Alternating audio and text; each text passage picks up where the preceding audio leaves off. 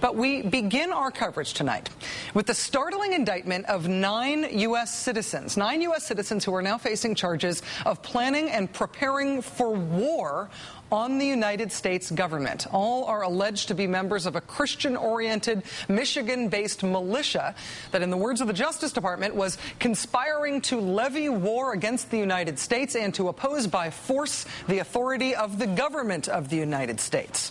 Now, even though 9 militia members have been indicted, you will notice that there are only 8 mugshots in this image. That's because the 9th member of this militia who was indicted is believed to still be on the run tonight. He is the 21-year-old son of the self-styled leader of this group.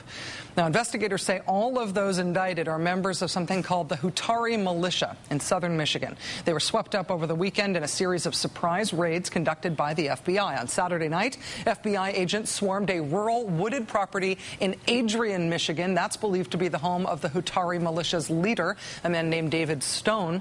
As that raid was happening, FBI agents in Ohio simultaneously raided 2 homes there and arrested a pair of Hutaree militia members.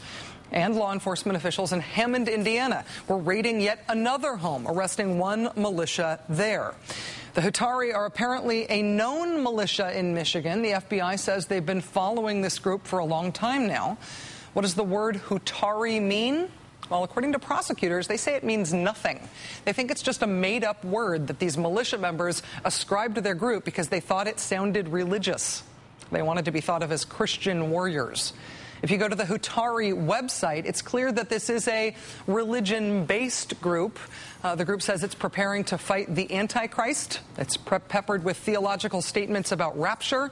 And right underneath the picture of the militia members posing with their guns on the front page of their website is this quote: "Preparing for the end-time battles to keep the testimony of Jesus Christ alive."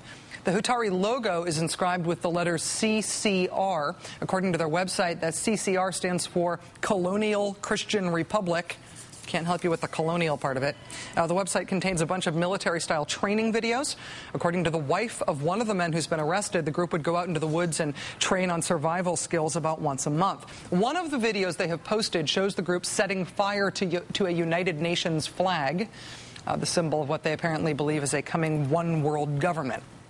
Now, the Justice Department indictment says the Hutaree viewed local and state and federal law enforcement officials all as their enemy. They refer to all law enforcement officers as the Brotherhood.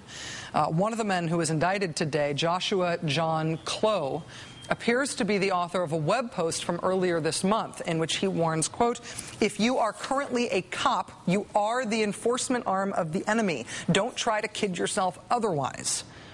It's this obsession with police that the Hutaree apparently hoped would help them make their big splash. The FBI alleges that Hutaree members discussed a number of possible scenarios in which they would kill a police officer in order to set off what they hoped would be a larger chain of violent events. According to the indictment, they discussed killing a member of law enforcement after a traffic stop. They discussed killing a member of law enforcement and his or her family at their home. They discussed ambushing a member of law enforcement in a rural area. They also allegedly discussed luring a member of law enforcement with a false 911 emergency call and then killing that officer when he or she arrived on the scene. Once they managed to kill a police officer, their alleged plan was to wait for the police officer's funeral. And then they would ambush the large number of other law enforcement officers who would be expected to attend that funeral.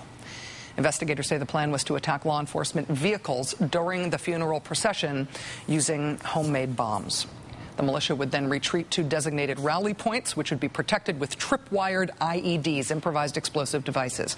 According to the Justice Department, quote, "It's believed by the Hutaree that this engagement would then serve as a catalyst for a more widespread uprising against the government." That was apparently the goal here, sparking some kind of civil war to overthrow the U.S. government by force. As I noted before, the FBI has had its eyes on this group for a long time. A local Detroit news station, Local 4, is reporting that the FBI had infiltrated the group for several months. Well, if the FBI had infiltrated them, that may explain why these militia members were arrested now. Investigators say the Hutaree were planning to strike sometime very soon, sometime next month, sometime in April. Hutaree members were allegedly planning what's described as a covert reconnaissance exercise that they had been training for months now. They were reportedly planning to stake out a police gathering that was set for April. The U.S. attorney in Michigan saying that the group had decided that if some random member of the public, stumbled across the group during its reconnaissance exercise, that person could be killed. So they were arrested, presumably now, in order to avert that planned attack. The militia members who were arrested over the weekend, and the 9th, who remains a fugitive right now, were charged today on a total of 5 counts. 1 count of seditious conspiracy, 1 count of attempting to use weapons of mass destruction, 1 count of teaching and demonstrating the use of explosive materials, and 2 counts of carrying, using, and possessing a firearm during and in relation to a crime of violence. That first charge, seditious conspiracy, is one of the charges that landed the blind sheik, Abdelrahman, in jail for life back in 1995 after the first World Trade Center bombing. At the time, the New York Times described seditious conspiracy as a, quote, obscure 19th century law that makes it a crime to conspire to overthrow or put down or destroy by force the government of the United States. Interesting thing about seditious conspiracy, you don't actually have to be caught actively trying to wage war on the United States in order to be found guilty of seditious conspiracy. Planning it, conspiring, even if you don't do anything about it, is enough to be guilty of that. One of the other interesting charges here is teaching and demonstrating the use of explosive materials. 2 of the 9 defendants are facing that charge. Federal law makes it illegal to teach or demonstrate to any person the making or use of an explosive, a destructive device, or a weapon of mass destruction, knowing that such person intends to use the teaching in furtherance of an activity that constitutes a federal crime of violence. In this case, that federal crime of violence was this militia's alleged intent to wage war on the United States government. I also have to tell you, this has just broken right this second while I've been talking to you. We've just learned from the Associated Press that the FBI has apprehended the 9th member of this militia who, as of the start of me talking about this moments ago, was still on the run. The dateline on the AP story on this is Wheatland Township, Michigan. But again, the last of the 9 militia members charged with plotting to kill police officers and charged with seditious conspiracy to wage war on the government of the United States has been apprehended after a search in a rural part of Michigan. Joining us now is Ed Brayton. Ed Brayton is the state editor for the Michigan Messenger. Mr. Brayton, thanks very much for joining us tonight. I appreciate it. Good to be back with you, Rachel. As you just heard, we've just had word that the last of the 9 suspects in this case has been apprehended. Had you ever heard of this Hutaree militia group before these arrests were announced over the weekend? I had not. You know, that we have a lot of militia groups in the state of Michigan. Of course, the Michigan militia became famous during the Oklahoma City bombing and the aftermath of that in the early 90s. But we've got about 11. The Southern Poverty Law Center says we have 11 militia groups in the state, and the Hutaree is not one that I had ever heard of. And in fact, I find it hard to say it without giggling. It sounds to me like the Hakawi tribe from F Troop, and I sort of keep waiting to see Larry Storch's mugshot in one of these pictures. It is a strange combination of absurd and scary.